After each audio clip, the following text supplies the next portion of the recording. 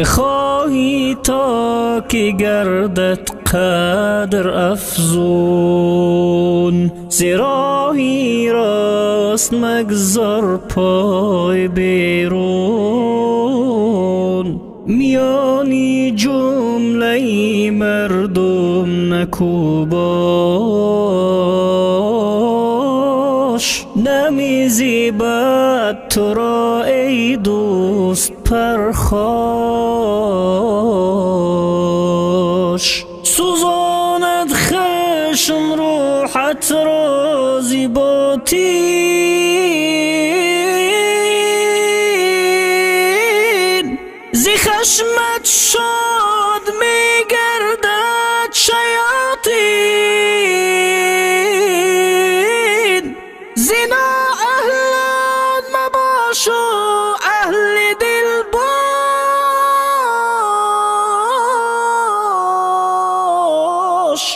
چو خاکی تیرنه مانند گل باش.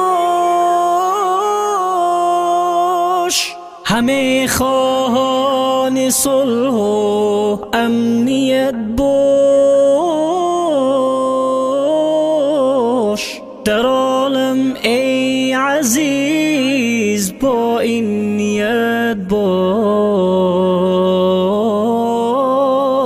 غنیمت دان درخشی آفتاب را،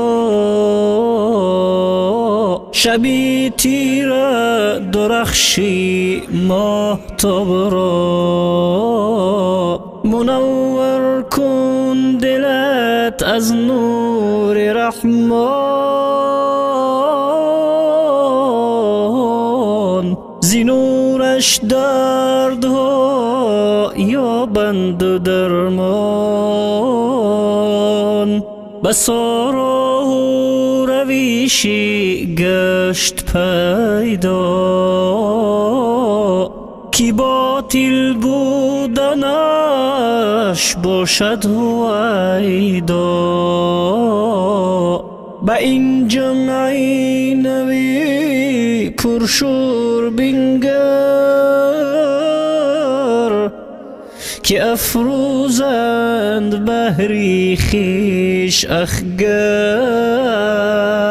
صلاح دین اگر جوی بیابی،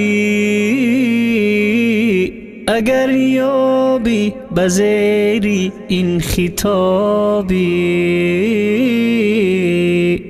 با یاد مصطفی دل را قوی کن، به هر سنت که دارد پیروی کن. به هر سنت